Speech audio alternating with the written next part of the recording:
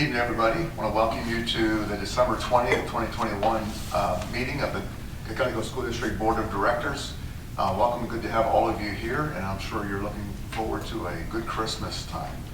We're going to begin our meeting this evening with a moment of silence, and we would invite you to join us in that.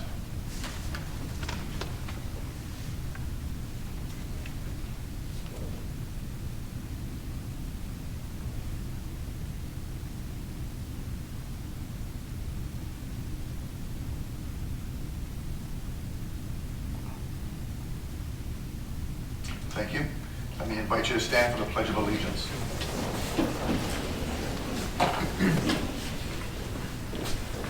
I pledge allegiance to the flag of the United States of America and to the republic for which it stands, one nation, under God, indivisible, with liberty and justice for all.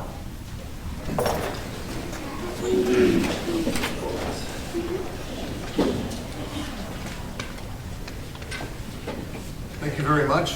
We will have two opportunities, as you know our protocol, I believe. We'll have two opportunities for public comment this evening. One is going to come just here in just a moment. That's going to be about anything that's on our school board agenda, and I'll give an opportunity for both the board and the public to comment on that. So we'll begin with the board. Any comment before our meeting begins, as our meeting begins, on any items today this evening?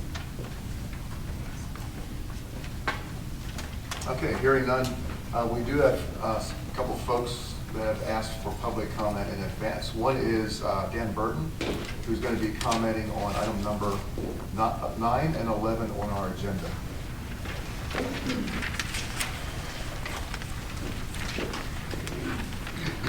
Good evening.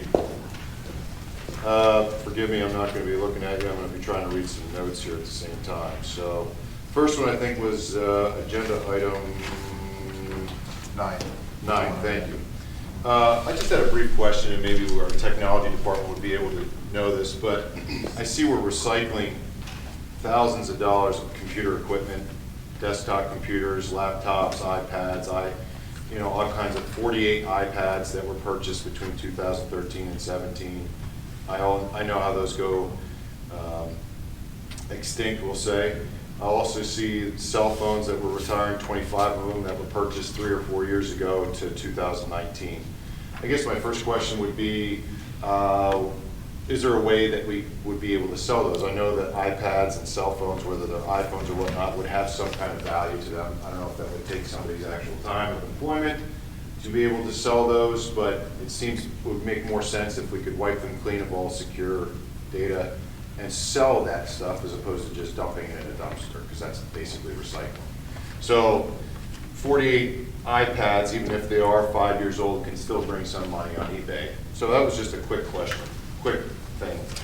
On a more serious matter, item or agenda says first reading of, excuse me, forgive me, which Number 11, yeah. Thank you, number 11.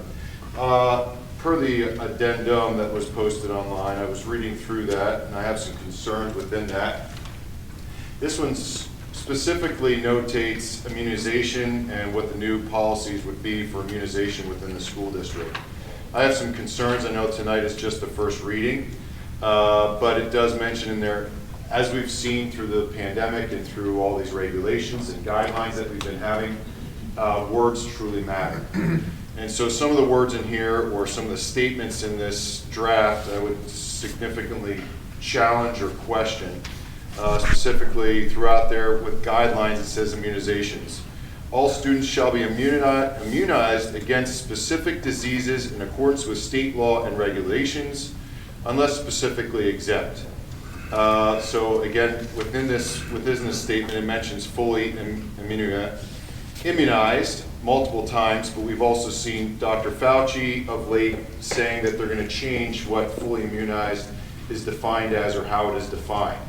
So it also states in here immunized against specific diseases, but does not say which specific ones in our draft. So I'd like a list of which ones we're going to be requiring our students to have immunization against, and to see if COVID is going to be one of those. Further on, it mentions that this will be monitored by the superintendent or who they deem or assign to do that as a designee. This is, forgive me, I'm going to have to read through my notes here again.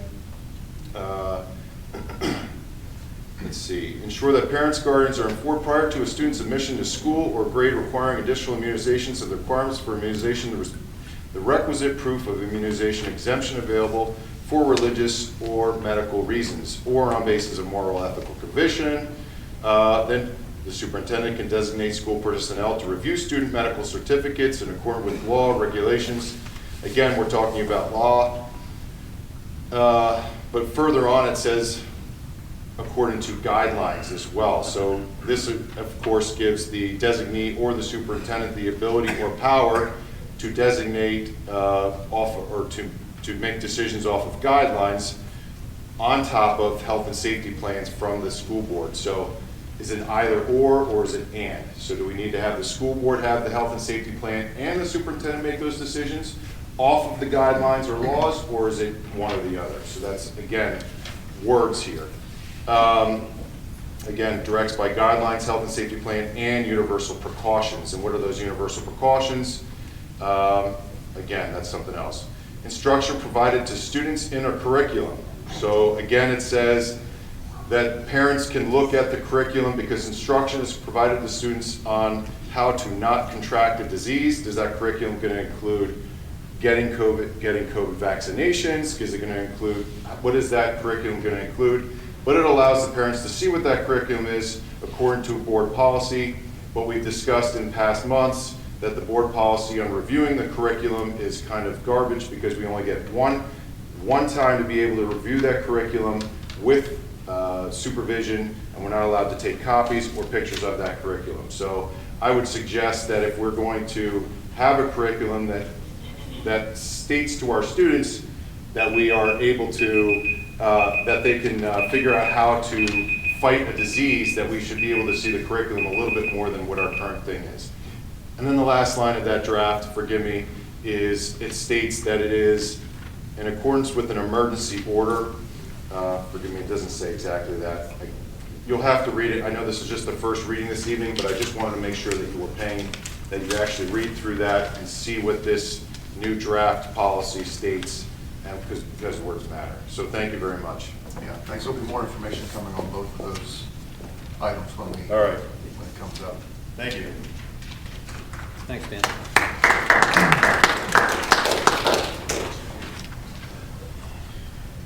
Okay, there's no further comment before the meeting begins, and so we'll go right ahead to our presentation. So I'll turn to Dr. Musser to introduce that. We have a number of people here this evening from the elementary level as well as from the high school, because they did a joint project through our technology education department. So I believe I'm turning it over to Mr. Price, who is going to introduce the other players in this event. Good evening. I'm Andrew Price. I'm one of the assistant principals at the high school.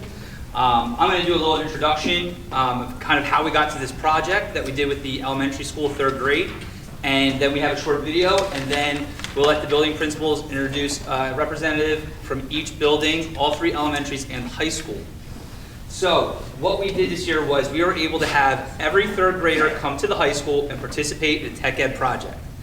The reason this started is 2 years ago, we received a donation from UGI towards our tech ed department, but they asked that we involve as many people in the district as we could. So 2 years ago, one of our tech ed teachers actually made an outreach and went down to an elementary, and they did birdhouses. We got incredible feedback from our community. Kids got to go home with a project. They used real tools. They got to interact with big kids, and they felt very proud of themselves. So they came back with that idea, and we looked for a way to reach everybody in Cocalico by targeting 1 grade in the elementary, so that we can hopefully reproduce a project each year. So the project that we have is a small light box that all the kids got to do cuts, drill, screw, and they also got to participate in our TV studio green room. So they were able to experience the entire high school tech ed department, TV studio, and then everybody got to take home something. So everyone in 3rd grade that participated in the day got to take home a project. We have a short video with a bunch of pictures from that day, as well as some of our videos from the TV studio. And after the video, we'll introduce the kiddos.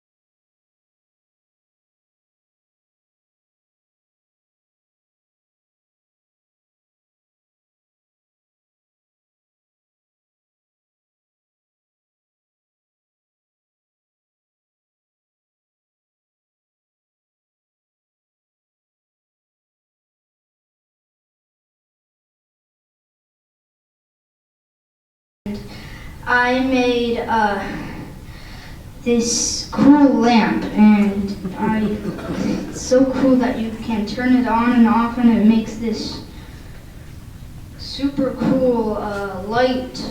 My name is Catherine and I made this. My name is Audrey and I made this today. I'm Brayden Ryder. I made this and like the people here actually treated me like I'm a high schooler, like letting me do this stuff essentially. Hello, my name is Veronica and I made this. Hi, I'm Mrs. Pope, and I didn't make anything today. Hi, this is Mrs. Laura from Adamstown, coming live from the high school. We are doing a technology education day today with our third graders and the high school students. It is going phenomenally. Our students, first of all, I think the high school students are superstars and heroes. And the high school students have been so patient with them. It has been phenomenal. All I can say is I'm crossing all my fingers that we get to do it again another year. Thank you so very much.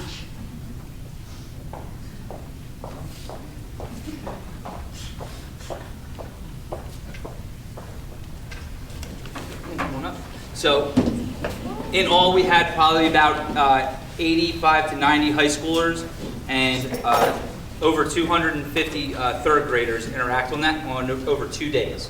So each day was, we had 3 groups. We had a Reamstown, Adamstown, and then Denver came on their own day the following week. So it was a pretty crazy experience. So if Reamstown's going to go ahead first, come on up, guys. So I have 2 Reamstown students here tonight. I have Victoria and Dominic. And first, I'd like to say again, thank you to the high school for providing this opportunity for the students. You probably noticed in the video the smiles, the collaboration. I mean, it was more than just making the project.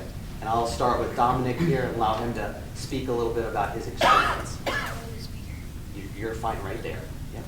Hi, my name is Dominic Titus, and this is Victoria Ahmed. Today we are going to be talking about our experience at the high school. First off, I'm going to be talking about the stages. First off, we went into this big room and we had plastic and stickers, and we would put the stickers on. Next, we went to the wood room, and we would sand down and chop up wood. Lastly, we would go into the tech room, and we would put in lights and screw in nails. I'm going to be telling you how the experience was and how it really helped us. It taught us to be creative in our own minds and to think about how our project's going to look like. It also taught us how, like, the process of making things, it's not going to be like 1, 2, 3. It's going to take time. It also taught us how it's going to be like in high school and like how the high school building's going to look like in all the rooms. And it also helped us interact with high schoolers, and it helped us like get to know the high schoolers more. And it also taught us how to wait and follow directions, because if you didn't follow directions, you wouldn't know what the project was going to look like in the end. You wouldn't get the good final result. And I just want to say, the high schoolers were really nice to us.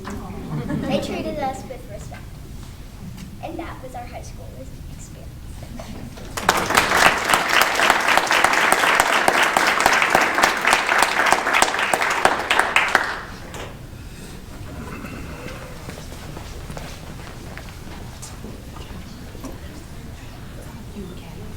Dr. Snyder, it's okay if she stands at the table.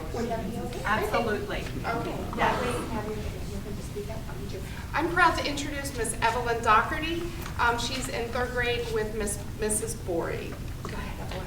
Hello, my name is Evelyn, and I'm a 3rd grade student at Adamstown Elementary School. What I liked about the field trip to the high school was putting the light together. I liked how the high schoolers took time to help us.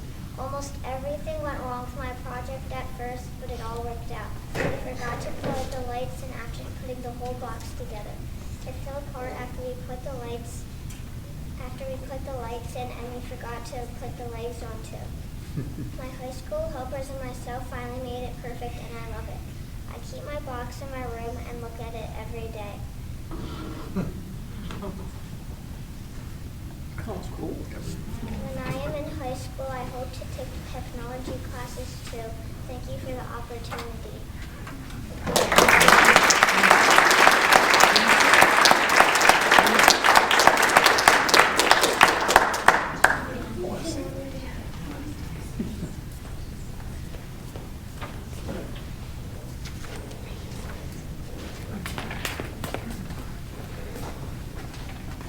I have Kaylee Kissinger, and she is in 3rd grade at Denver with Mrs. Carper. And I like about my light because it is nice. And I like about it because it they help me with the light.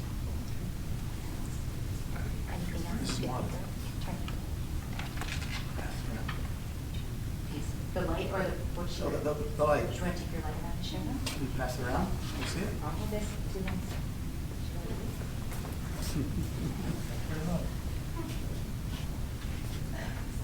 Wow. That's cool. That's really cool. What's on top? Oh, wow. Did you do the wood burning too? Yeah. Wow, very nice. Wow. Very nice job.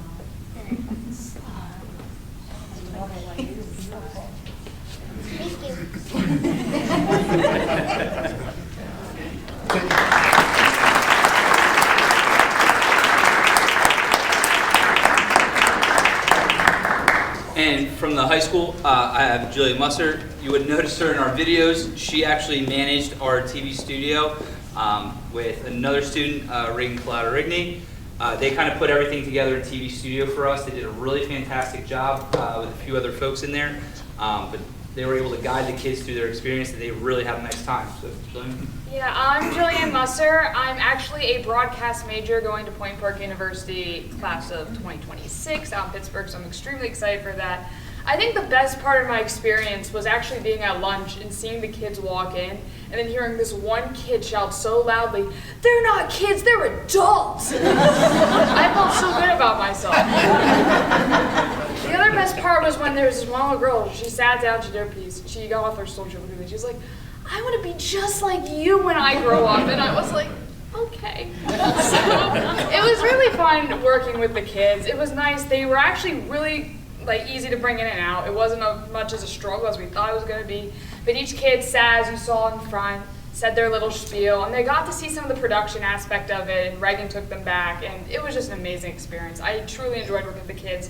As far as the tech ed end, I'm sorry we did not have anybody be able to come down tonight, but from what I hear, they had a great time working with the kids. There were no fingers sawed off, which is always a good thing. It was a little bit of a hassle, but they really enjoyed working with them. And we obviously, as high schoolers, really did enjoy working with the kids, and we would love them to come back up.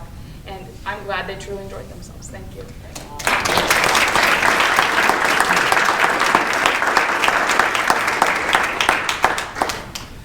You realize it's only 9 years ago you were there too, you know, right?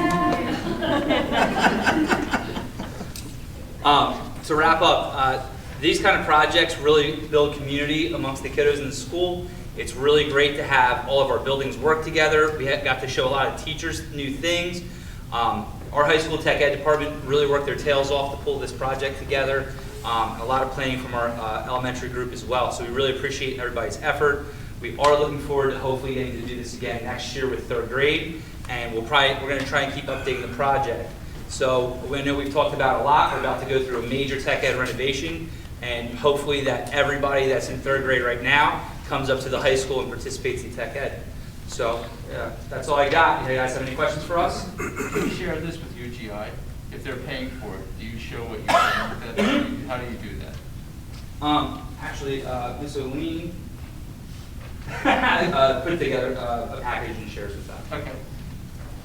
Is this a limited grant then, or is it? That they have been donating to us now, but that specific one was from 2 years ago when they bought some of our construction equipment. So this is the first year that we ever had any sort of collaboration between grade school and high school? No, Mr. Buck actually did go down last year and did a birdhouse project on a smaller scale. Okay. And we had such great feedback. That's what went into developing this product. Okay, but last year was the first year then, that I guess, okay. Yep. So a little bit of the background on the donation. They wanted specifically to give to technology education at the elementary level. But we needed the equipment at the high school level. And so when we talked to the high school teachers and we said, UGI is willing to give money if somehow this connects to the elementary programs. They brainstormed some possible projects, and that's what they came up with. We called UGI back and said, if this is what we do, are you still interested? They were very interested. And I think it really worked well because the students who were involved and the teachers who were talking about it, I think it generated a lot of interest in tech ed. So I think we have some future tech ed students out of this project, which ultimately is what UGI was hoping to achieve in their process. Is there a way to do a workup of costs and stuff if we would not be able to get the UGI funding anymore, that we could continue it if it's something Yeah, like that? I think we could. They've been pretty committed because they've been giving a fairly generous amount every year. And initially, they were just giving it straight up for equipment. And then it was when they said, we'd really like to tie this into elementary students to generate the interest longer. So I would foresee them continuing to give, but certainly it would be something that we'd look into, how we could continue. But they seem very committed to that.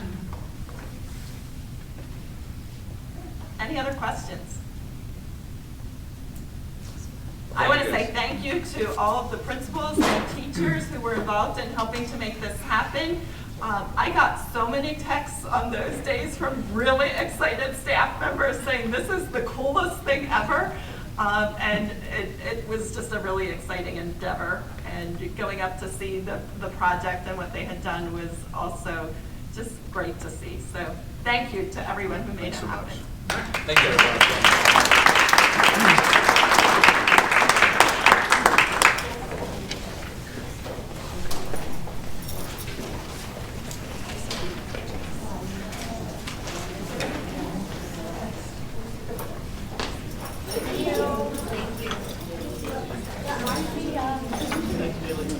Okay, thanks very much. We'll go ahead and move on to item number 2 in our agenda, which is the approval of the minutes of the school board meetings held on November 22nd, 2021, as well as December 6th, 2021, as per addendum. Is there a motion to approve? So moved. Second. Thank you. It's moved and seconded. You had an opportunity of reviewing those minutes. Any questions or comments about those minutes? And hearing none, we'll go to roll call vote. Mrs. Fox? Yes. Mrs. Ballinger? Yes. Mrs. Blickel? Yes. Mr. Renninger? Yes. Mr. Buckwalter? Yes. Ms. Wagner? Yes. Mr. Grable? Yes. Reverend Eshelman? Yes. Item number 3 is a treasurer's report, again, which you had an opportunity of reviewing. And is there a motion to approve this month's treasurer's report? So moved. Second. Thank you. Mrs. Fox, would you lead us through that? Sure. This is the treasurer's report for November 1, 2021 through November 30, 2021. Our beginning balance on November 1, 2021 was $32,168,917.12. Our total receipts were $8,483,009.21 for a total receipts plus beginning balance of $40,651,926.33. Expenditures for the month totaled $3,860,645.99. We had 2 voided checks. Check number 156221 for $4,445.83. And check number 156543 for a canceled event for $200. The first one was a duplicate tax payment. Net expenditures were $3,856,000.14. Our ending balance on November 30, 2021 was $36,795,926.19. End of report. Thank you very much. Any questions or comments on that treasurer's report from the board? And hearing none, we'll have roll call vote. Mrs. Ballinger? Yes. Mrs. Blickel? Yes. Mr. Renninger? Yes. Mr. Buckwalter? Yes. Ms. Wagner? Yes. Mr. Grable? Yes. Mrs. Fox? Yes. Reverend Eshelman? Yes. Item number 4 is the approval of the invoices in the amount of $2,220,515.94 as per addendum. Is there a motion to approve? So moved. Second. Thank you. And again, you had opportunity of reviewing those invoices and coming back with comments and questions about those. Any specific questions for this evening? All right, hearing none, we'll go to roll call vote. Mrs. Blickel? Yes. Mr. Renninger? Yes. Mr. Buckwalter? Yes. Ms. Wagner? Yes. Mr. Grable? Yes. Mrs. Fox? Yes. Mrs. Ballinger? Yes. Reverend Eshelman? Yes. Item number 5 is the approval of the capital project account register in the amount of $159,873.86 as per addendum. And is there a motion to approve? So moved. Second. Thank you. And for information on this item, we'll turn to Mrs. Stahl.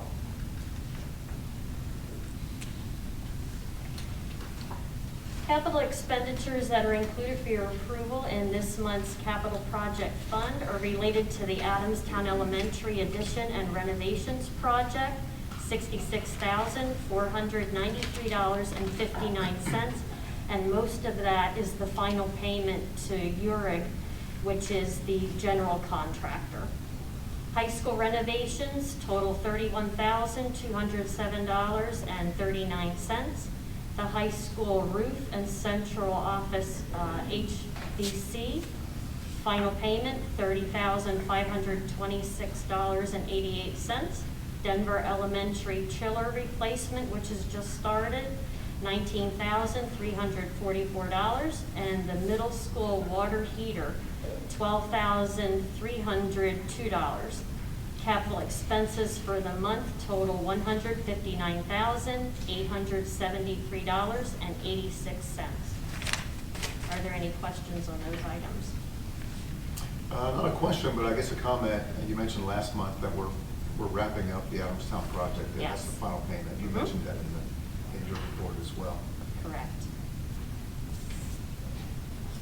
Good. Any other comments or questions? All right, hearing none, we'll go to roll call vote. Mr. Renninger? Yes. Mr. Buckwalter? Yes. Ms. Wagner? Yes. Mr. Grable? Yes. Mrs. Fox? Yes. Mrs. Ballinger? Yes. Mrs. Blickel? Yes. Reverend Eshelman? Yes. Item number 6 is the approval of the following agreement as per addendum. Item number 6A is Sweet Stevens Katz Williams Standard Agreement for Fees. Motion to approve that item. So moved. Second. Thank you. And Dr. Musser will lead us some additional information here. This is a fee agreement for legal services provided by Sweet Stevens, Tots & Williams. We've been utilizing this firm to provide us with legal counsel regarding special education topics for about 2 decades now. According to the agreement, they do not require a fixed retainer. They charge us hourly rates. So for non-routine matters, the rate will be $200 per hour. Routine or general advice will be $170 per hour. And legal assistant charges will be $130 per hour. So when we have unusual topics that we need to consider or placements that we need to consider, we call them for legal advice, and they've been very helpful for us over the years. So we would recommend approving them again for the upcoming year. Very good. Thank you. Any comments or questions for Dr. Musser on that one? And hearing none, we'll go to roll call vote for item number 6. Mr. Buckwalter? Yes. Ms. Wagner? Yes. Mr. Grable? Yes. Mrs. Fox? Yes. Mrs. Ballinger? Yes. Mrs. Blickel? Yes. Reverend Eshelman, Mr. Renninger? Yes. Reverend Eshelman? Yes. And item number 7 on our agenda is the approval of the following quotes for the high school renovations as per addenda. Item number 7A is a Singer quote for Duke serving line. And item number 7B is a Singer quote for Hobart dishwasher. And is there a motion to approve those items? So moved. Second. Thank you. And Mrs. Stahl will have some information on this.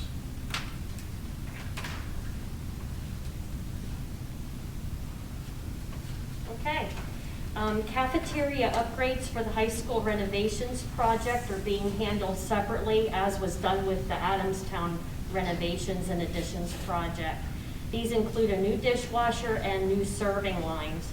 The cost for both items was originally estimated at $600,000 under option C of the project plan, which was recommended to us by AEM Architects as an additional cost to the construction. 3 quotes were solicited for each item, with the district requesting CoStar's pricing.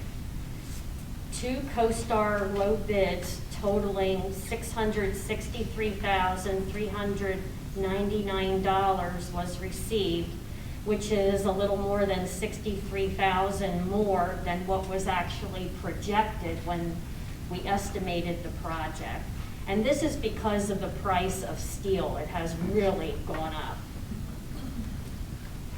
And as far as why we need to upgrade the serving lines, our current steam tables are beginning to break down, and there are leaks that are starting in the wells, and we're coming to the end of the life cycle on the wiring. It's become brittle. The current refrigerated tables are starting to leak. They're not efficient, and that they're at the end of their life cycle as well. We're expanding the number of salad bar, hot and cold slots, which will give our students more options. And we're moving the salad bar to a new location for easier access. And this means it will also be able to be used for banquets. We're trying to get away from the cafeteria look to a more food court atmosphere for the kids. We did solicit quotes from 3 different companies: Edward Don, Penn Jersey, and Singer. Edward Don was the original low bid at $505,493.90. However, we found out they are not co-stars participating, even though they said they were. So we had to go to the next low bid, which was Singer. They are co-stars approved, and their quote was $509,000 even. Now that's about $3,500 more than the original low bid that wasn't co-stars. So we would like to award the contract to Singer. As far as why we need the new dishwasher, the current machine is leaking and squeaking, and it's at the end of its life cycle. By removing the conveyor that's on there, we'll be able to save on the cost of chemicals and labor. We also are looking to turn the machine about 180 degrees to eliminate the need to clean, for the clean dishes to be stacked near the electrical panels. This has been a concern that was noted in several safety and insurance inspections. The new unit includes air drying at the takeoff end to help us with drying the plastic. Right now, we have water on the plastic trays when they come out, which is more labor intensive to dry them off. We solicited quotes from 3 different companies: Singer, Penn Jersey, and Atlantic. The low bid, once again, was Singer, with a total of $154,399. The next closest bid was a little bit more than that by Penn Jersey, $154,623.10. The work on both of these units will be performed between June 13th and August 2nd. Are there any questions on those 2 items? Thank you, Mrs. Stahl. Hearing no questions, we'll go to roll call vote. Ms. Wagner? Yes. Mr. Grable? Yes. Mrs. Fox? Yes. Mrs. Bollinger? Yes. Mrs. Blickel? Yes. Mr. Renninger? Yes. Mr. Buckwalter? Yes. Reverend Eshelman? Yes. Item number 8 on our agenda is the approval of the 2022-2023 PDE Accelerated Budget Opt-out Resolution as per addendum. And is there a motion to approve item number 8? Thank you. And again, Mrs. Stoll, you'll lead us through some additional information now. Okay, under Act 1, the school district may seek exceptions from the state that would allow the district to increase property tax millage rate beyond what the designated Pennsylvania adjusted index rate is issued to the school. The school district has not used any allowable exceptions since the 2007-2008 budget year. In fact, for about 12 consecutive years, Cocalico has opted out of seeking any such exceptions. And for 15 consecutive years, Cocalico has not used any of these allowable exceptions. For 2022-2023 budget year, the Pennsylvania adjusted index for Cocalico School District is set at 4.1%. The base index for all schools in Pennsylvania was set at 3.4%. And then some schools have adjusted millage rate indexes, depending on the poverty level within that district. The resolution to opt out of the exceptions to the index is often overlooked, but it does have significant influence on containing property tax assessments. This action taken by the board markedly limits the annual tax increases. but it also permits the district to use the extended budget timeline from the state, which the business office loves. In January and February, we will review some financial details to consider as we begin developing our budget. And in March 2022, we plan to present a preliminary budget. Are there any questions on that resolution? Just to make note, I was thinking about, there was one time that we did not use the opt-out resolution. You mentioned the 07-08 budget. Yes. That was the last time that we did that. That was the only time that we have ever taken any exceptions. That was the only time we ever took any exceptions. Mm-hmm. Okay. And that was the first year that they were offered. Right, I remember that. Didn't remember what year that was. Okay, any additional comments or questions about that?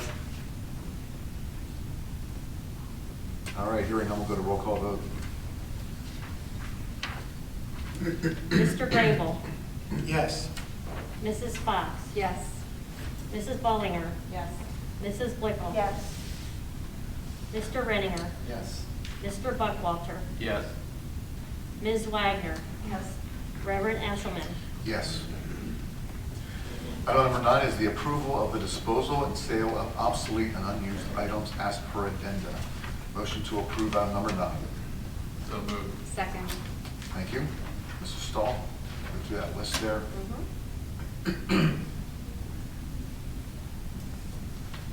Okay. Board Policy 706.1 establishes guidelines for disposing of unused, unneeded, and/or obsolete items. Mr. Eckenrode, our Director of Buildings and Grounds, has provided such a list of items that will be sold at public auction. Any unsold items will be disposed of.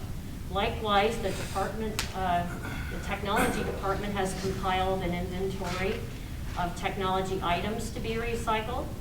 It's recommended that the board approve the disposal of the items from these two lists. And in reference to Mr. Burton's question earlier, we did just receive this week a check for over $34,000 for items that were sold to a recycle company. We do have someone in the tech department who goes around, makes phone calls, does a lot of research on the internet in order to find where we can get the best pricing for these items. Anything that can be sold, we do sell. And we do have our technology director here this evening. Mr. Catherine, would you like to add anything? Yeah, absolutely. Yeah, so the word recycling is, when we do a recycling inventory, we have about 14 different vendors that we submit a list of items to. And the items we put in there for recycling are ones that are outdated operating systems that can't be upgraded to the newest operating systems for security purposes. So what happens is we submit a list, and every device gets graded A through F. A through F then determines the price that we get back for them. So a device that gets an A grading, we can see upwards of $300 to $400 for an A grade device. If it's an F level device, we're probably getting $0, and it would have cost us money to recycle it ourselves, but because we did the transaction with the vendor themselves, they take on that responsibility because of the recycling that they would do. Majority of the time that we generally do one recycling each year, but this year with the high school renovation and lack of space, because the technology department is also moving in the midst of that, we're doing one this time as well. And we generally get a very good turnout, and we pick between the 14 different vendors that submit quotes back to us based off of their graded and evaluation devices. Yeah. Very good. Thanks. And thank you, Mr. Catherine. Thank you. Are there any other questions? Okay, hearing none, we'll go to roll call vote. Mrs. Fox? Yes. Mrs. Bollinger? Yes. Mrs. Blickel? Yes. Mr. Renninger? Yes. Mr. Buckwalter? Yes. Ms. Wagner? Yes. Mr. Grable? Yes. Reverend Eshelman? Yes. Item number 10 is the approval of the new program textbooks for 2022 and 2023 as per addendum. So moved. Second. Thank you. And Dr. Musser, you'll lead us through on new textbooks. We are looking at two different programs right now. You're looking at the elementary mathematics program, Ready Classroom, And that is a program that we would be using in every classroom, kindergarten through 5th grade. All of the students would be participating in that. We're also looking for a high school science textbook for the forensic science class, and that would simply be for that one elective class. You've heard presentations on this several times already. Dr. Haldeman is here as well if you have any additional questions. But we had presented at a work session and then presented a summary of it again at the last board meeting. So we are now officially presenting it to you for your approval. As we develop our budget, this will provide us with the necessary information to know what factors to consider in that. Any questions? Okay, hearing no questions, we'll go to roll call vote. Mrs. Bollinger. Yes. Mrs. Blickel. Yes. Mr. Renninger. Yes. Mr. Buckwalter. Yes. Ms. Wagner. Yes. Mr. Grable. Yes. Mrs. Fox. Yes. Reverend Eshelman. Yes. Item number 11 is the preliminary adoption of policy manual updates as per addendum. Is there a motion to approve? So moved. Second? Thank you. And again, Dr. Musser. Policy 203 was adopted at the request of the school board in looking at school code and some of the language that is in school code. There was a request to add in some of that language. Currently, the policy has been in effect and we have been using that policy. When I talk to the designee who takes in any of those immunization notes, really it is just a note from a parent. And so she and all of the nurses file that children are excused from the immunizations that are otherwise required for school entrance at certain grade levels. The aspect that's being adjusted in the policy has to do with section 1303A of the Pennsylvania School Code.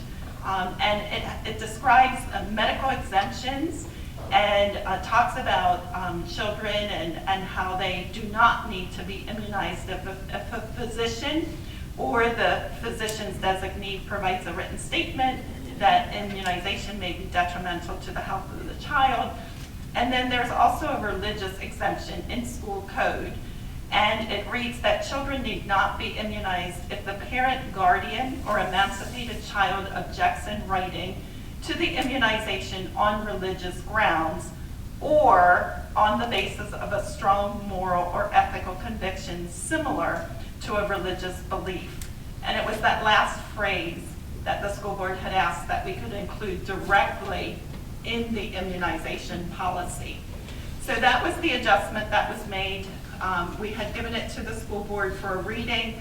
There was some question about the one paragraph as far as the placement of a comma, the numbering of a series of the different exemptions, having to do with the medical or religious exemptions, making sure that that was as clear as it could be.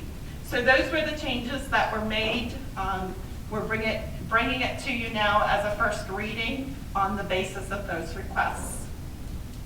Yeah, so just take a moment to review how we got to this. So I think it was our October meeting where we made some public comment among the board about our stance on not just vaccines in general, but any kind of forced vaccine for COVID-19 for children. And so we wanted to make sure that our policies were in place, were strong enough, that actually could remain in place. And so basically the policy that we're looking at here, the policy that was in effect would refer to school code. But those things in school code were not specifically written in this policy, even though it was implied that it was Correct. there. And so it's a matter of pulling those things out of the school code and putting them in this policy specifically. And then again, you mentioned the one aspect of strong moral conviction, adding a few words.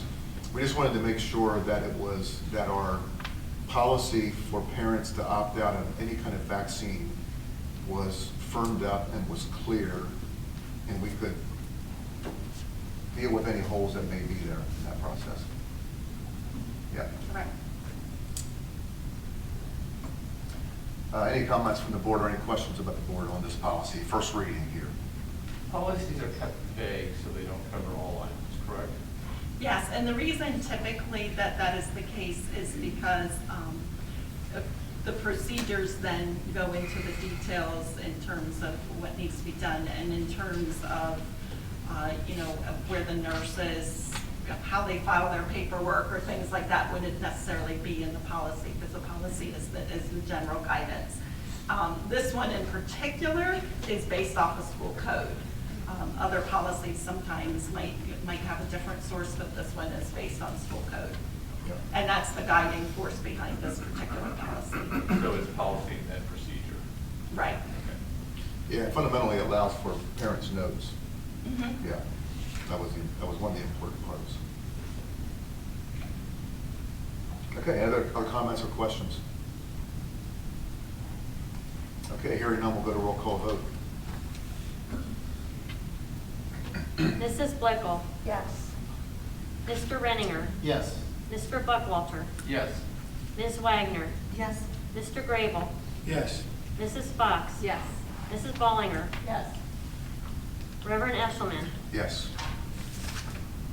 Item number 12 is the approval of special education supplemental contracts as per addenda. Is there a motion to approve item number 12? So moved. Second. Thank you. Dr. Musser, more information there. These special education contracts are for specific students needing some additional support in a few of their needs. And so this is something that we always bring to the school board when we are placing students. These particular agreements have to do with the Decisions program at Conrad Weiser. The cost per day per student is $232.04, and it is expected that the students will remain in the Decisions program for the remainder of the school year. However, we have one student who will probably not be continuing in the program, and so we adjust the cost accordingly. This is a program we've used many times with some of our students who are struggling and have seen a lot of success and are very appreciative of this program. So we're recommending approval in these three cases. Any comments or questions? And hearing none, we'll go to roll call vote. Mr. Renninger? Yes. Mr. Buckwalter? Yes. Ms. Wagner? Yes. Mr. Grable? Yes. Mrs. Fox? Yes. Mrs. Ballinger? Yes. Mrs. Blickel? Yes. Reverend Eshelman? Yes. Item number 13 is the approval of the recommendation from student hearing request as per addendum. Motion to approve? So moved. Second. Thank you. And because of the confidential nature of this item, we'll go right to roll call vote. Mr. Buckwalter? Yes. Ms. Wagner? Yes. Mr. Grable? Yes. Mrs. Fox? Yes. Mrs. Ballinger? Yes. Mrs. Blickel? Yes. Mr. Renninger? Yes. Reverend Eshelman? Yes. Item number 14 is our personnel addendum, and I'll turn it over to Dr. Musser to walk us through that. Thank you. Item 14A is the approval of Allison Olding for Director of Communications, effective date to be determined as soon as we find a replacement for the other parts of her job. So we're recommending to her for approval, and I'll just say Mrs. Fox was part of that interview process because this is her background, and so we felt like it would be helpful to have her as a part of that as well. Very good. Is there a motion to approve item number 14A? So moved. Second. Thank you. Any questions, comments? We'll go right to roll call vote. Ms. Wagner? Yes. Mr. Grable?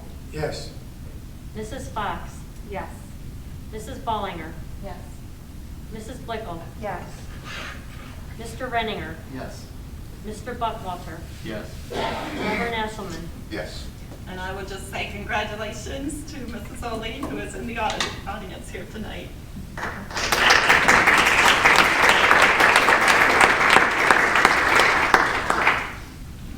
And I think you'll see some of the effects of her work when we do a construction update, because she's tracking that very carefully for everyone.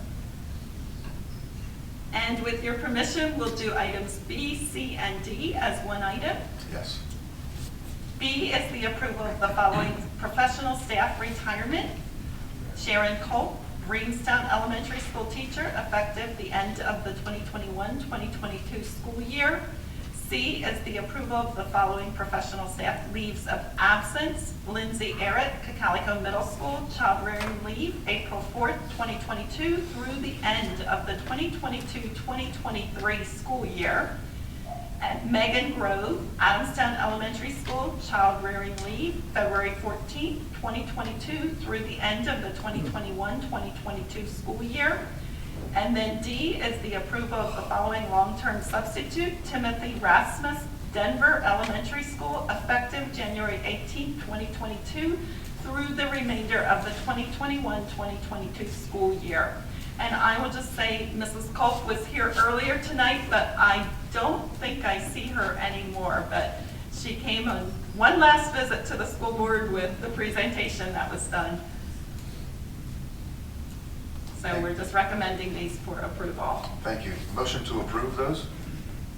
So moved. Second. Thank you. Any comments or questions?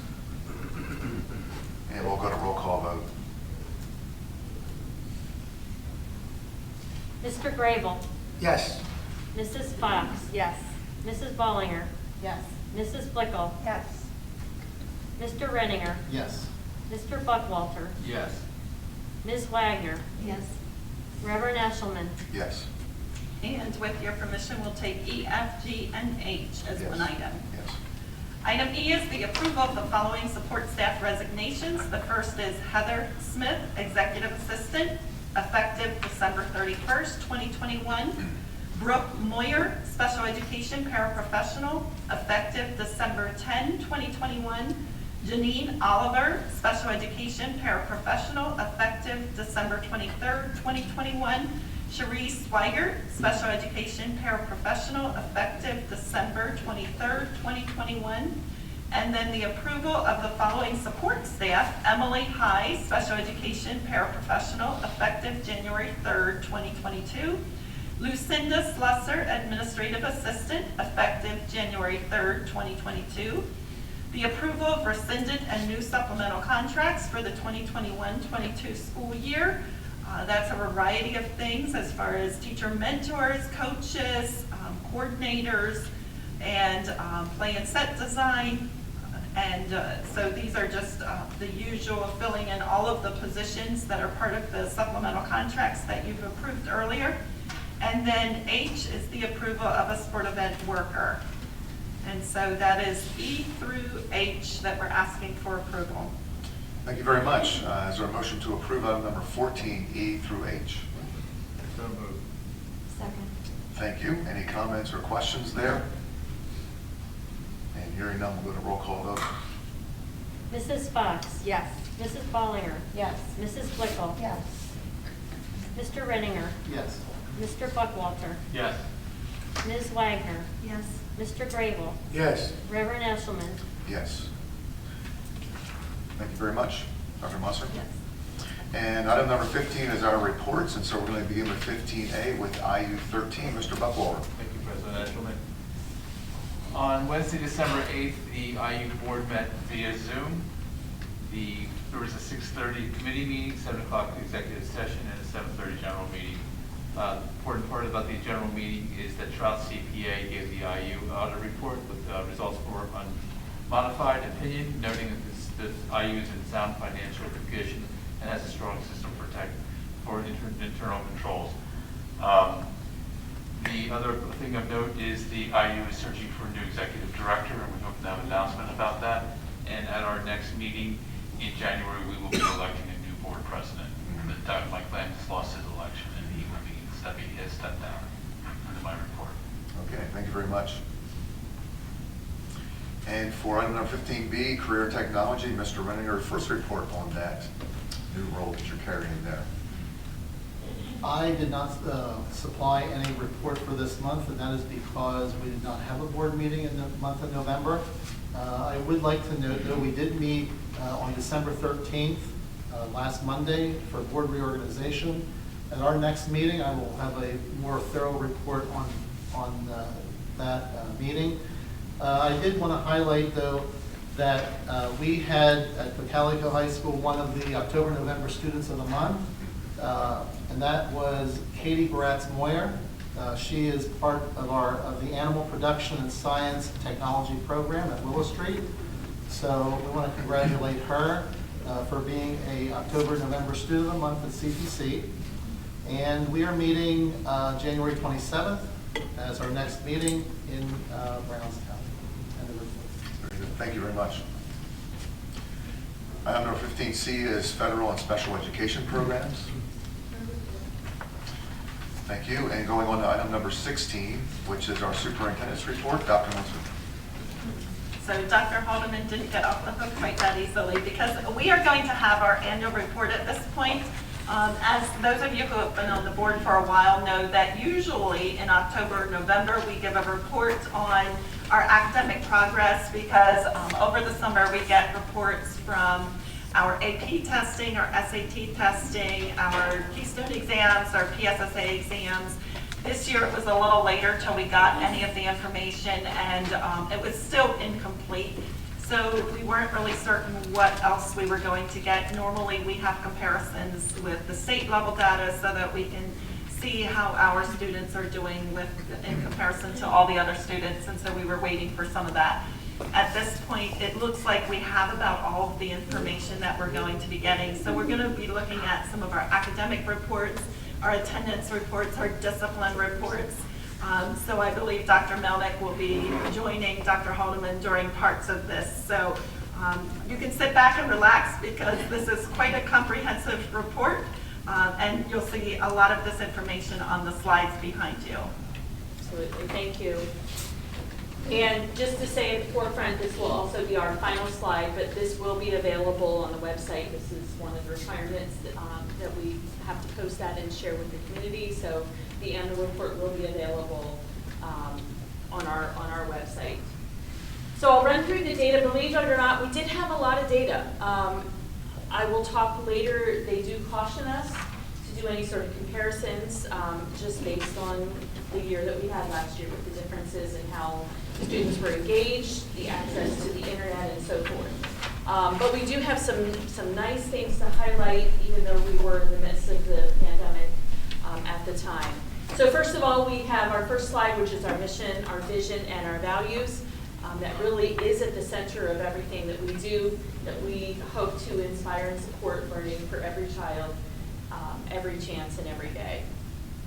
We continue focusing on the Eagle Pact.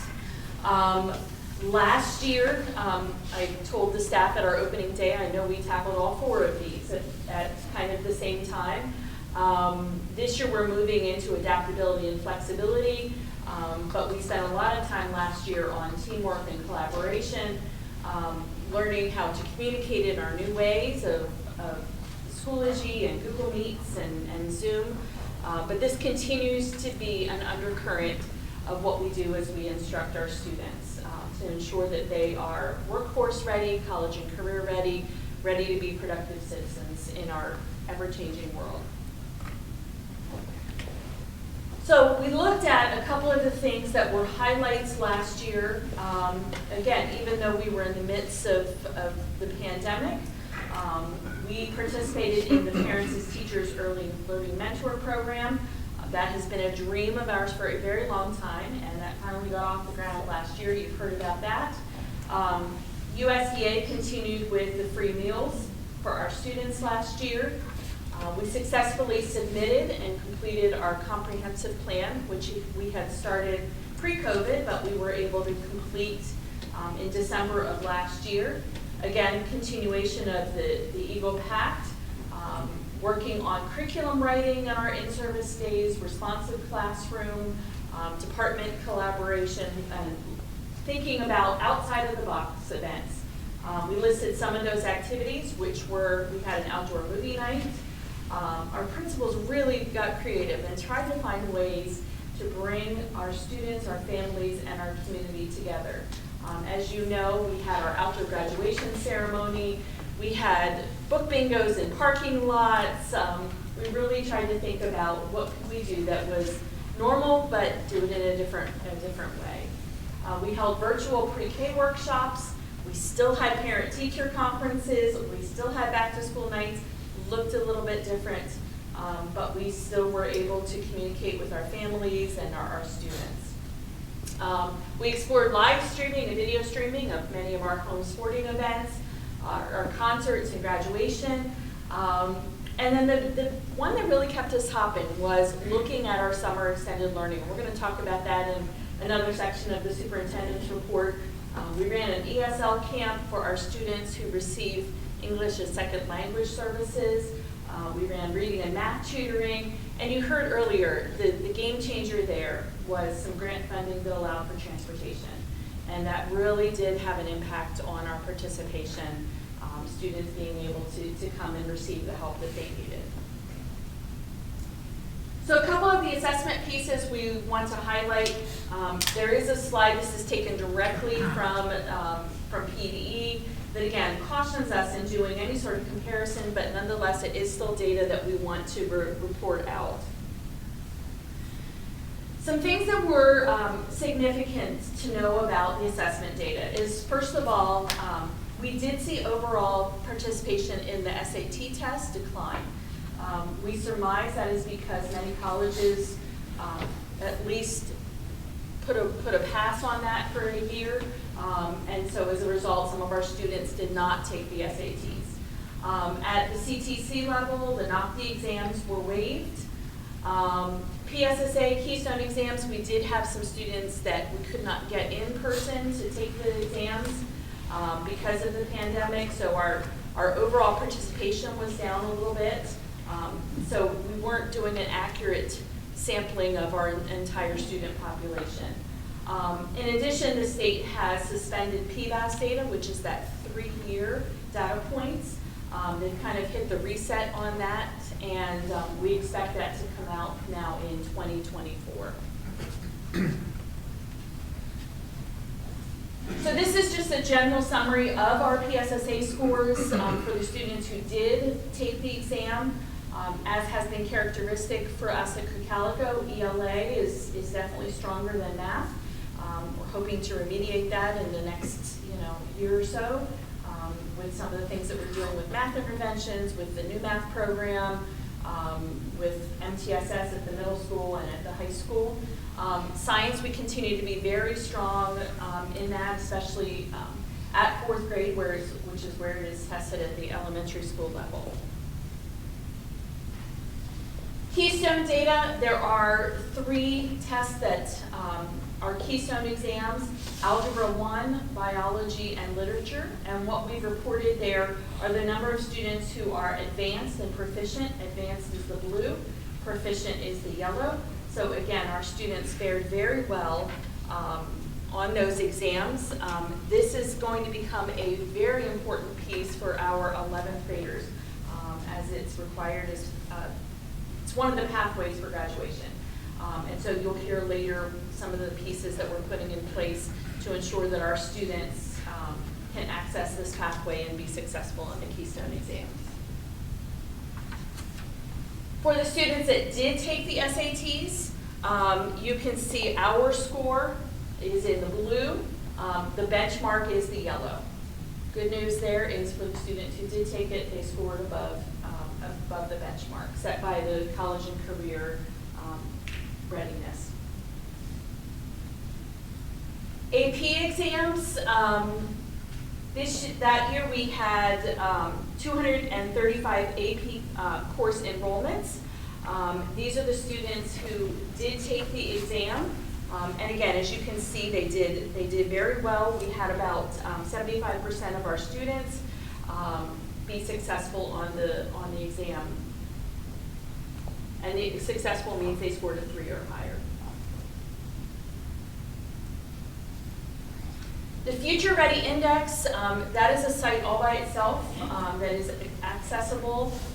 Again, on a normal year, there's a lot of pieces of data that is there, but I wanted to just share the pieces that they did collect this year that is posted. First of all, our attendance rate. For each school, you can see it was in the almost in the 90s or higher. We are well above the state average for that. what that says is that our students want to come to school. And that's a good thing. We want our students to want to be here, and that says a lot about us as a district. Graduation rates, they look at both our 4-year and our 5-year cohorts. Again, statewide average, we're at 93 and 91. Statewide average, we're above those numbers.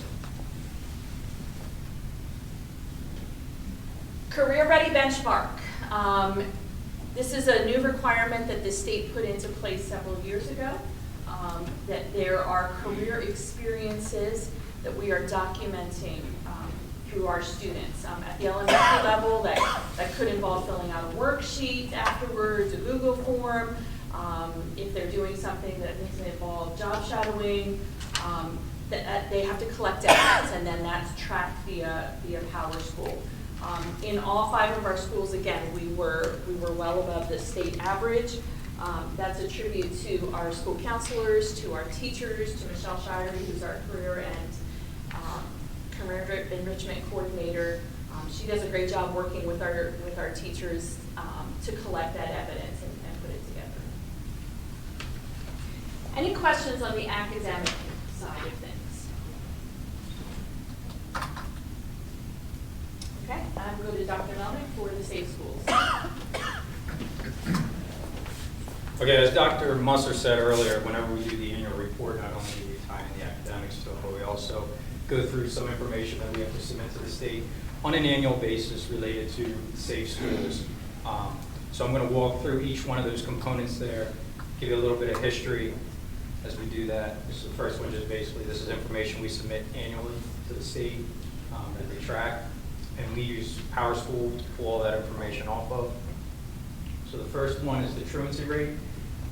Just for definition purposes, truancy rate means students that have 6 or more unlawful absences throughout the course of the year.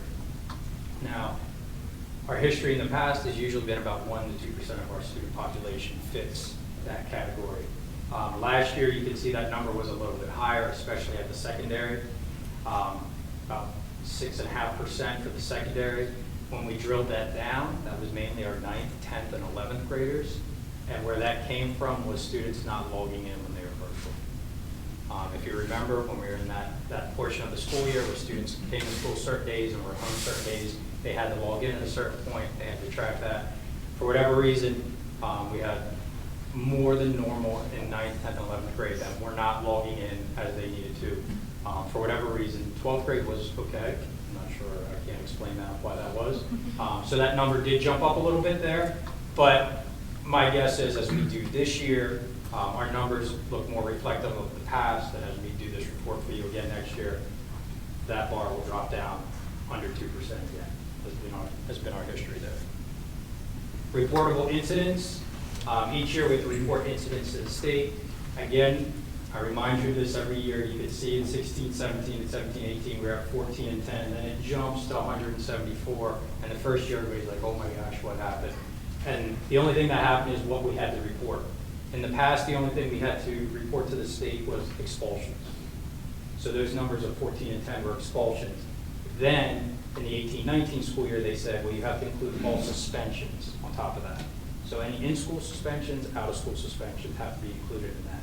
So that is why that number peaked, or went up in 18-19, but then you can see the following year we were at 198, and then it dropped down to 165 in 2021. So again, relatively consistent once you add in the suspensions that go along with the expulsions.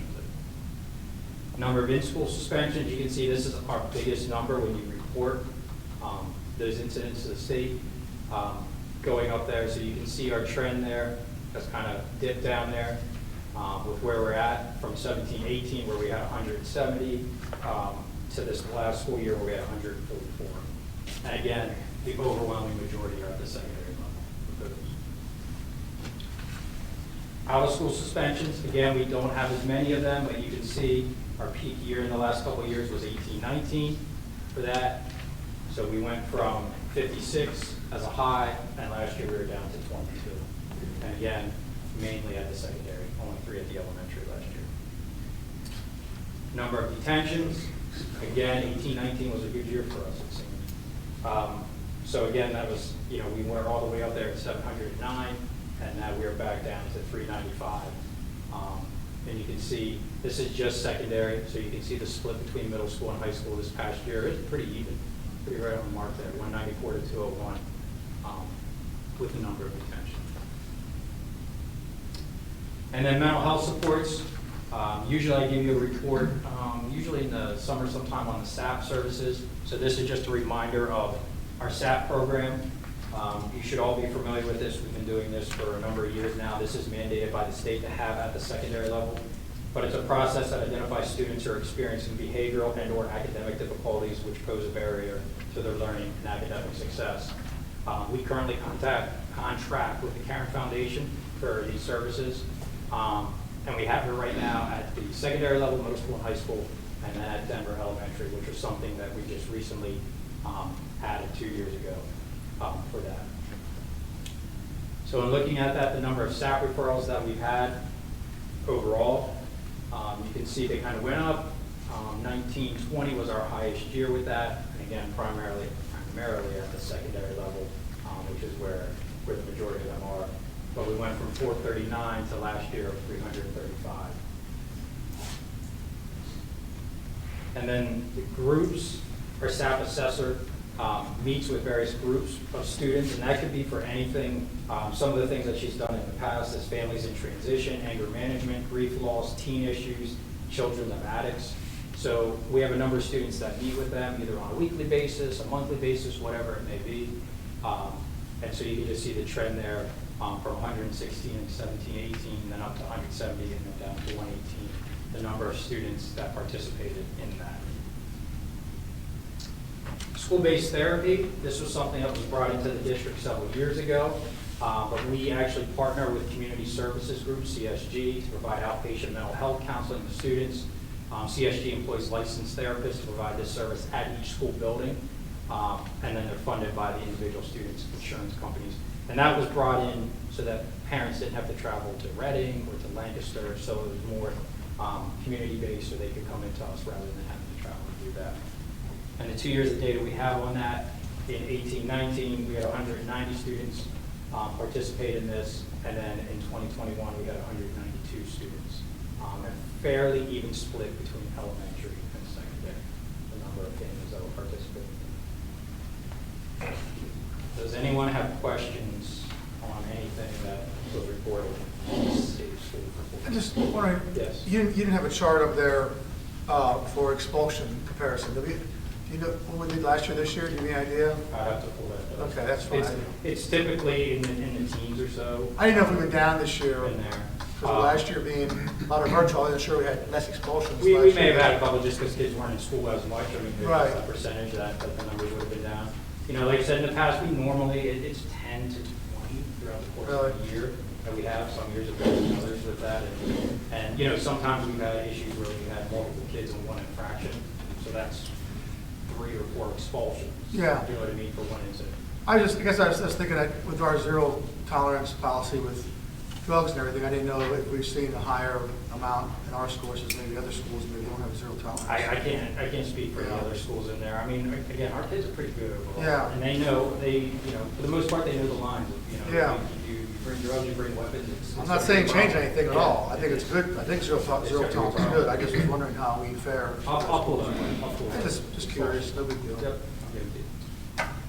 That wasn't the 18-19 school year when there was a sudden spike in vaping, just in community and across the country. And that was a major problem. Yes. And unfortunately, it still is. Well, and it really carried into the fall of 2019. There was a whole series, and there were multiple infractions, groups of students, so that really impacted the number of expulsions. Yeah. Within 1 month, we had a number, all related to the same set of incidents. But you are correct, about 3 years ago is when vaping really sort of took off for our area, and then kids having access to it or gaining access to it, and then bringing it into school and that sort of thing, yes. And even companies marketing to students. Yeah, market is safe. Yeah, market is safe, and they make the nice flavors for them. They make it, like fruit flavored and things like that, so it's appealing to kids, that sort of thing, so. Like fruit juice. Yeah, exactly. right? And there are those with the nicotine and those with THC. And so that's what. The THC ones are, expulsion, level in terms of that. It's different than the nicotine. Any other questions? No? And then as Dr. Haldeman said, this data will be available on the website.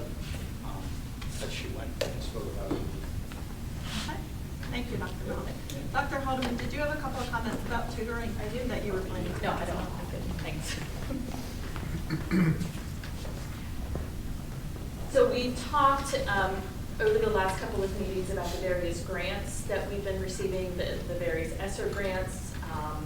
And so I thought it would be helpful to summarize the tutoring, all of the tutoring that has been happening and is projected to happen really the rest of this year, next summer, next fall, and the following summer. So just to highlight a few things, currently our buses are still running and providing transportation to students at the secondary level who are staying after school.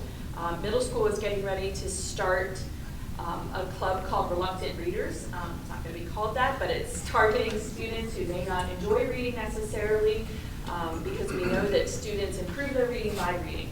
And so we have some teachers who will be offering a book club once a week, and those teachers are being paid through some of the ESSER funds.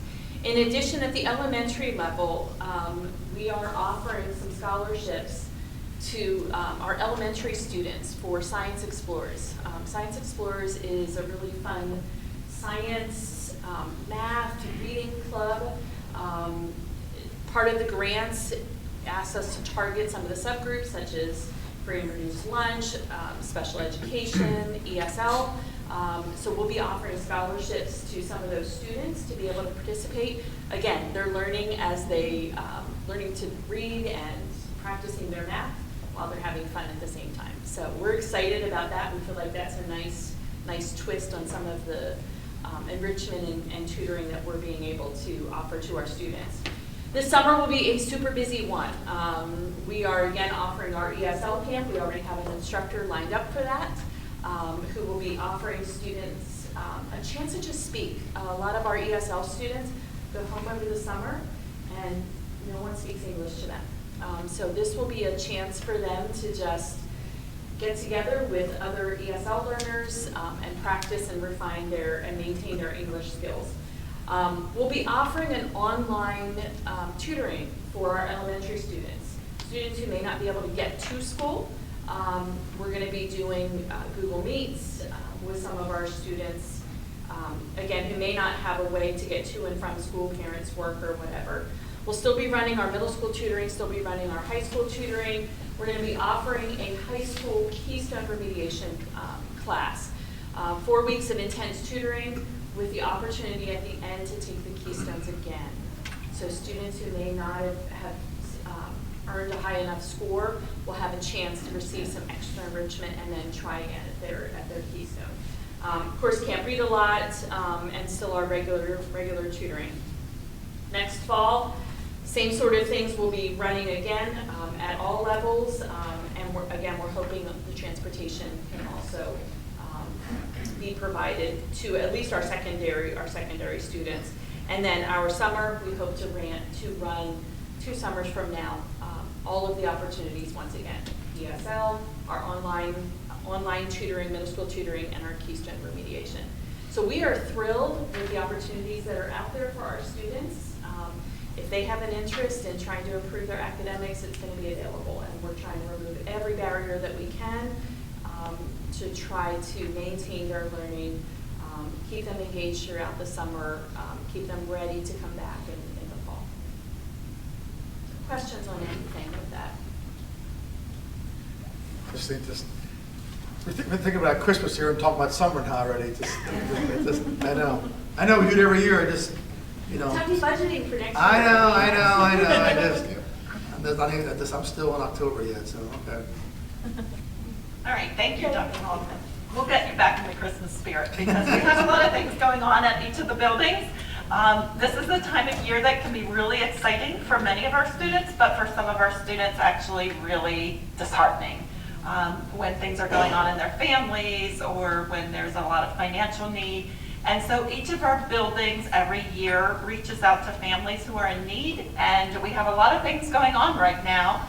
So I think we could start it with the high school to talk a little bit about what's happening there to support our families or students in need, and then we'll move on to the middle school and then elementary. So Mr. Irvine. Thank you. I think a lot of things might be repetitive for the group, but I'm always amazed at the generosity of our staff and students at this time of year. Paula Fleming kind of spearheads the staff to where the staff donates by department to her so she can go out and get gift cards and presents for kids in the community that have a need. That's always really special. It's anonymous, and Paula takes care of it all when they do those deliveries. The other piece, East Cocalico Police kind of spearheads the Toys for Tot drive in memory of Cole Troop, who passed away years ago, and that's always wonderful too. And our NHS students always have a food drive throughout the month where the kids will bring in canned goods. The homerooms have competitions.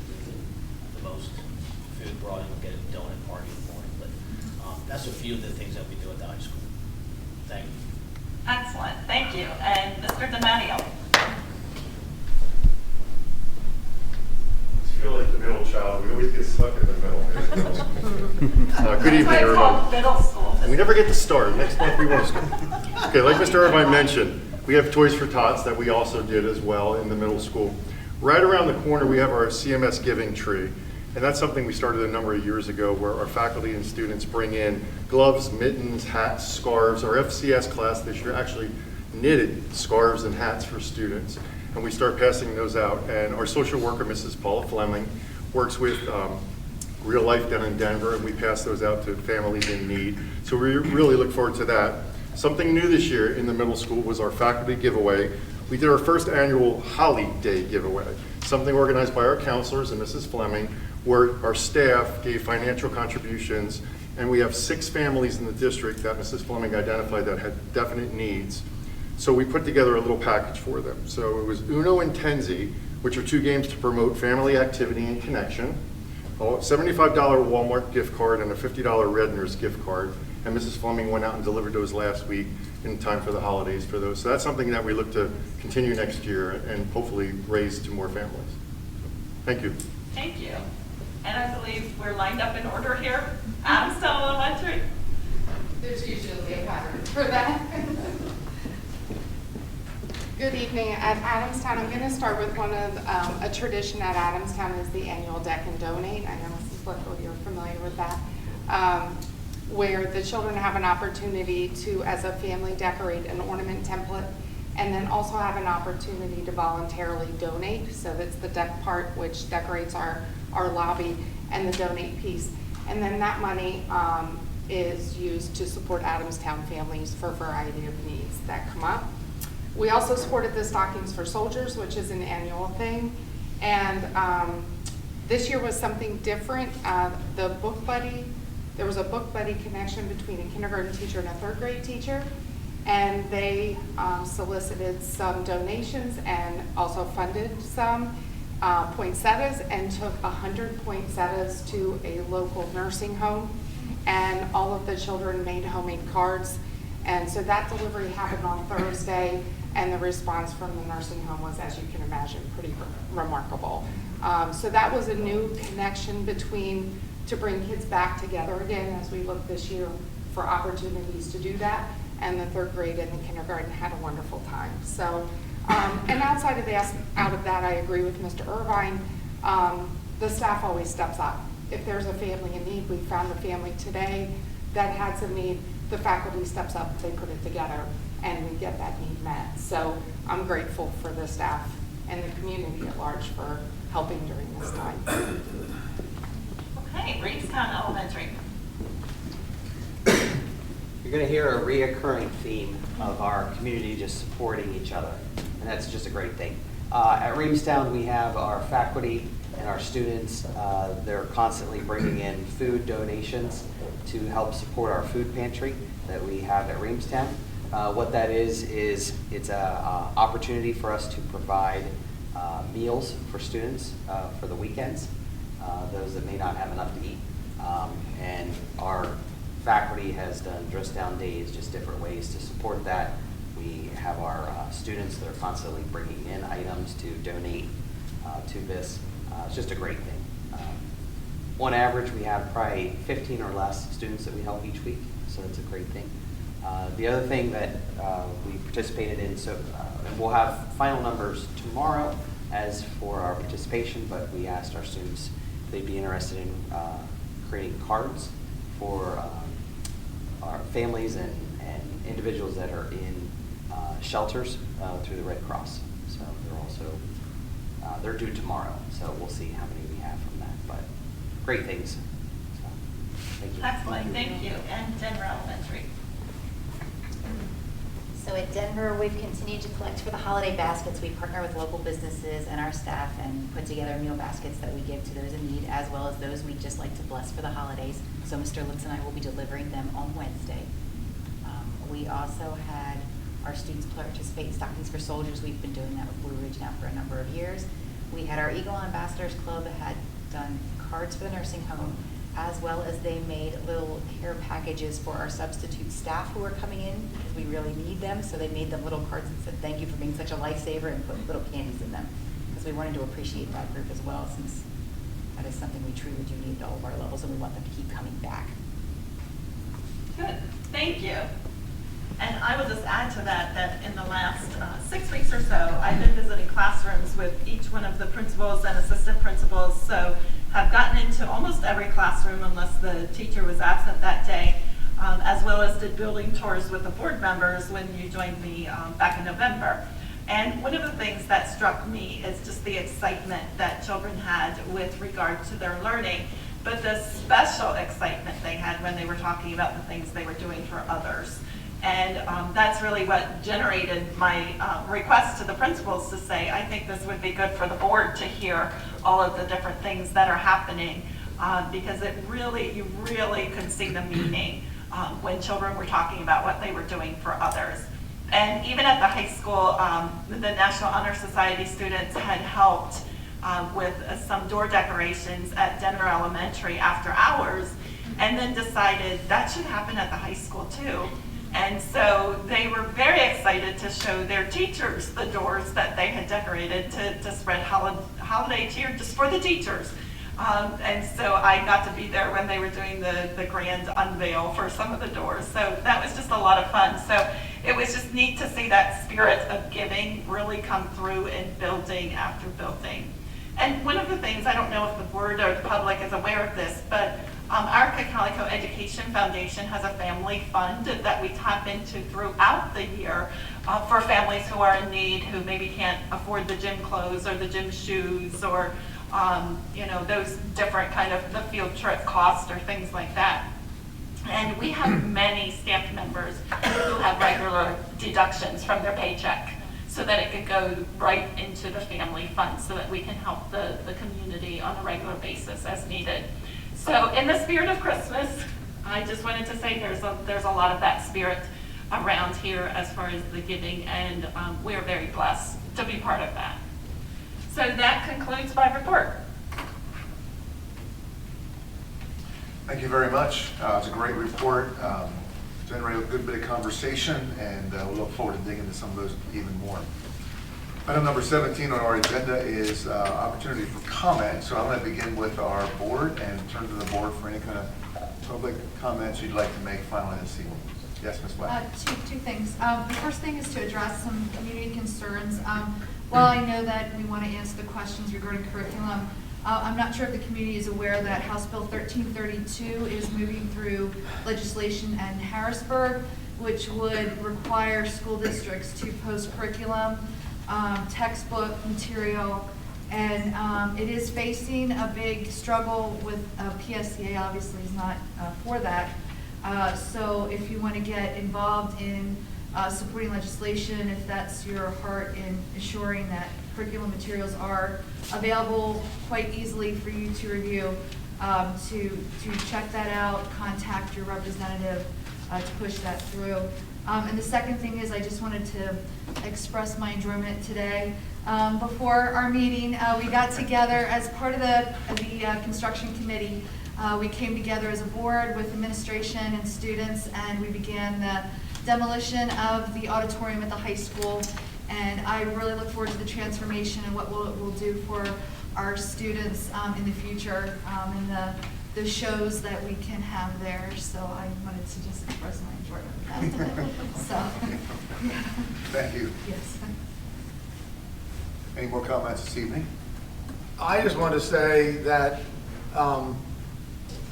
just hearing that just now, my kids are long gone from being in school, and so I don't hear all these ins and outs sometimes of this thing, but this last part here really blessed me a lot, because obviously last year we couldn't do a lot of these things, and this year we're doing it, and I just think it's so important to instill in the students, even at an early age, especially in grade school, just the whole concept of giving back and paying it forward, however you want to say it, to the community, and just get that in their mind to be a vehicle, a blessing, their community and their fellow man and everything, because it's just so much. We're inundated with me, and everything. What's all about me, and just filling my my need, but just to give back and put that in practice in ways to the community, giving things out, the baskets and whatever, all the things they say. I think it's tremendous. I think it's as important as a book education in my mind, because it creates a human characteristic that is important for as an adult, that they're just not necessarily all just book smart, but they're also a good person, and just to be a nice person and to think that way I think is so important, that we teach that they're balanced. Okay, you can be smart, but are you a nice person? And those kind of things, giving back. And so I just commend the administration and the teachers and the staff and all that did that. I'm just very blessed, and I'm very just continue to encourage that. I just think it's very important. So I don't mean to over exaggerate that, but I just really think it's super important, especially today, whenever it's so people, everyone just is agitated and easily angry, and just to do that sort of things to bring peace and reconciliation, I think is very important. So thank you very much. I agree. More comments? Okay, we do have a couple people that have asked for public comment this evening, and we'll begin with Dan Burton.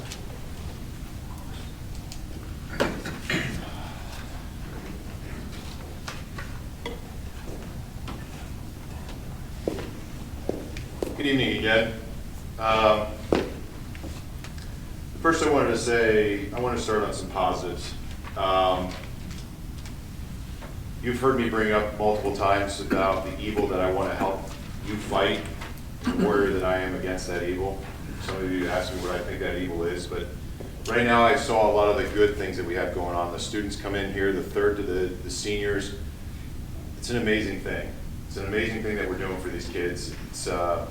I also have had meetings with other school districts and parents in other school districts, and I will say that Cocalico is that shining hill for Lancaster County right now. We have school districts that are far from where we stand right now, from parental authority to freedoms and those things. So I want to thank you as Cocalico's school board members, and I want to thank the community as well for what we've done to stand up together to combat that evil that I was talking about and have been talking about, because we've come quite far. So some of the other things, I've talked about evil, and I've been mentioned too that I don't say enough positive things, and unfortunately, as a warrior that I am, if there's evil in my backyard, I'm going to continue to focus on it, and I'm going to continue to fight against it till it's gone, and then I'll live in peace. So right now, I look at a couple things. If you were to ask any of the parents here or any of the business owners what we're doing from our own households, and we look at upgrading our kitchens or doing those kinds of things, everybody's kind of sitting, or buying cars, or whatever the case may be, we're all sitting back waiting for current inflation to stop. I don't think that $500,000 going into turning our cafeteria into a cafe is necessarily fiscally responsible as a school district. We have a lot more educational and financial woes coming our way in these next couple of years that I think we should start looking at. We've heard the teachers and what they're doing to donate money to try to help these kids that are homeless in our school district, and yet we're trying to make the cafe something more nice when steel alone is up 300%. Maybe we put a pause on projects like that, and we try to figure out why kids can't get meals at home as opposed to trying to make it really cool in our cafeteria. That's just one example, but I would think as a board we should probably look at these projects that we're getting quotes on and maybe put a pause on them until materials come back down. As far as the curriculums, I'm glad that they're going to be posted, or that bill is being passed, but it still does not address the additions and the personal art or flavor that a teacher can add to that. So to that note, I would like to see a change to the policy for curriculums reviewed by parents. That limit of one time is outdated. Supervision is not necessary, and protection of copyright is not needed, is not redistributed by parent for education or income. So what I'm saying by that is when we come in to look at a curriculum, we're not allowed to take pictures, we're not allowed to take copies, we're not allowed to do any of that for fear of copywriting. We should be allowed to do that because we're not redistributing it, we're not doing it for income purposes. We should be able to make those copies, and we should be able to see it more than one time a semester. Also, and here's my Grinch portion of this, I would still like public communication with who allowed, because we still have to focus on this, or is responsible for the pornographic materials that were in our library. We've neatly pushed that aside and called that out with our librarian, but there needs to be some accountability for this action. We haven't forgotten that material. It's still in our library. I would like the board to call forth an audit of our library. We still haven't done that. We're relying on our librarians to check thousands of books, but if it took one of us a half hour to look off of banned books to what's in our libraries, we should be able to run an audit and have somebody do that to make sure that there aren't any more child pornographic stuff in our libraries. I would also like to see future plans by the board to renounce CRT in curriculum and educator continuing education and certification. So if we're going to try to go against CRT, I'd like to see it again to come out of our curriculums, and I'd also like it to come out of the trainings that our teachers go to. So I'd like the board to address that in future meetings here as well. So again, those are the things that are in my backyard that I want to continue to focus on. We can't stop, we can't pause. We are the city on the hill for Lancaster County. We need to continue to remain as such. I think that if we forget about these little things that we continue to mention the last few months, then that quickly goes away. And as far as fiscally being responsible, we really need to focus on that this next year, because I think it's going to get worse before it gets better fiduciarily. So I think we should really look back at our cafeteria projects and start thinking about the kids that don't even have a place to live in our district. Thank you.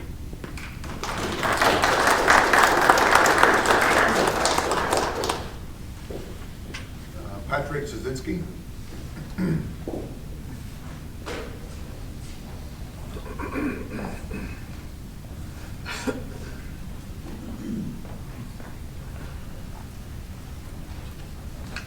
I want to give credit to the principal, the staff, the parents, and the students of Adamstown Elementary for taking the right measures, doing the right thing to avoid an outbreak at Adamstown Elementary School. So the Supreme Court has spoken. The mask mandate is over, but that doesn't mean that we shouldn't continue to be careful and take all the virus mitigation measures to avoid further outbreaks. The numbers are rising both in our school districts and in communities. I feel the need to continue to speak about the ongoing pandemic because I follow the data and it's as bad as it ever was. We've got this new Omicron variant. It looks like it's going to get even worse than it ever was. And what I see is a disconnect in the community's reaction. I see people acting out of fatigue. People are just tired of this. And people acting out of denial. That's what I just want to combat. This idea that this virus is just like the flu. It's over 100 times more deadly than the flu. Every day now, around 5 people are dying in our county. Over 100 people are dying in our state. And over 1,200 people are dying in our country every day. This is bleeding us dry. We have over 800,000 people have died of this virus since the beginning of the pandemic. Over 1 million people, we live in a large country, and a certain number of people you can expect to die every year. Over the last 2 years, over 1 million people have died due to all causes. So whether you think these numbers are underestimated or overestimated, the facts are over 1 million people, over 1 million more people have died over the last 2 years than normally die over the same amount of time.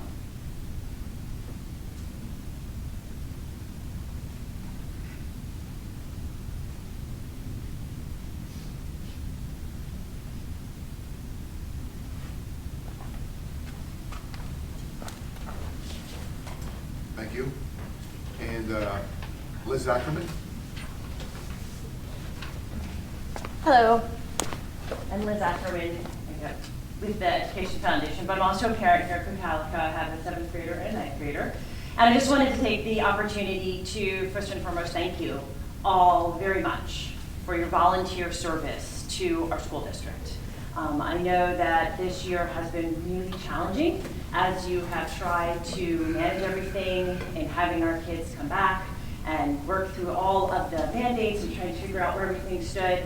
But I just wanted to report back that after a year of having my girls in Cocalico Connections virtually, they were thrilled to be back in person here at Cocalico. And it has been wonderful to have them back in school. They are both in band, and I don't know if you all had an opportunity to attend, but recently we had the middle school band concert and chorus concert. It was fantastic. We had the community here. Grandparents, my parents were able to come, which was wonderful. And last Friday night at the high school, we had all of the chorus and the band perform as well. It was absolutely amazing. I am always blown away at the level of support and emphasis that Cocalico provides for its music programming. So that was wonderful. We also had a musical. We fit, our school district, our teachers fit in a musical, which if you've ever done that before, it's really, really hard. They fit in a musical before we tore down the auditorium. So there was a really great presentation of Emma, and I know that the morale in the high school for that shot up tremendously, that the kids had that opportunity. And we also are in the process of starting a middle school play, which my daughter is in, so I'm super excited about that. But the kids overall are really just happy to be back in person and really to have those opportunities. And I know that you've had to make a lot of tough decisions, but it has definitely been worth it, particularly for our family, but for the community at large. One of the other things that I realized as I was talking tonight is that this is the last official school board meeting for one of the best principals that we have here at Cocalico. Mr. Irvine has had a tremendous impact on my family.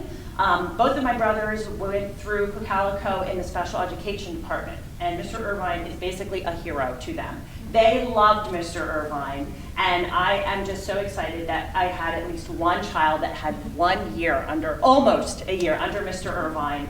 And I can't tell you how much he has impacted our school district. I know you know that. But I think it is really important that we give him a standing ovation because he is amazing.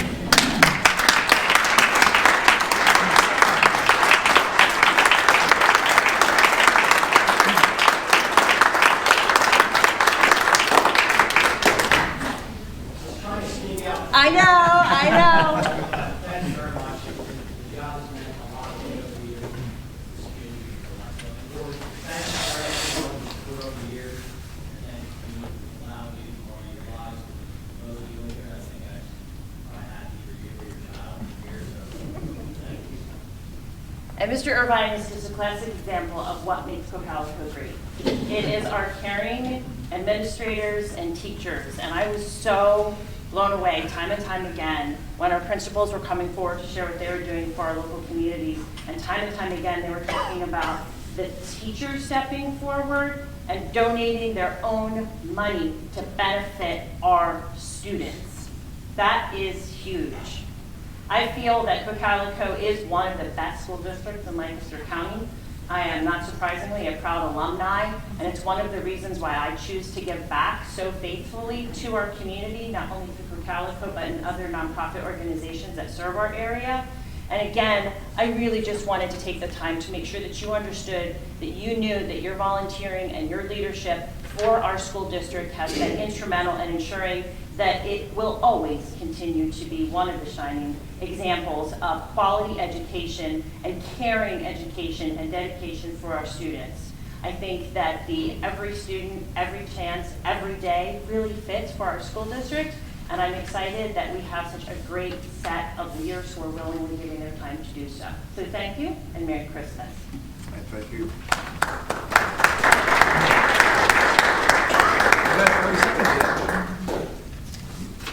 Okay, but and Doug, don't worry, we're going to have swimsuits out in the store soon, so you'll really be able to focus on summer. Okay, thanks very much. Any additional comments from the board for this evening? My only closing comment is this is obviously our last board meeting before Christmas, so my desire for board members, administration, public, our student, that we just have a great Christmas together. Amen to that. Is there a motion to adjourn the meeting this evening? So moved. Amen. Second? Second. All those in favor signify by saying aye. Aye. Opposed, like sign. Thank you. Meeting's adjourned.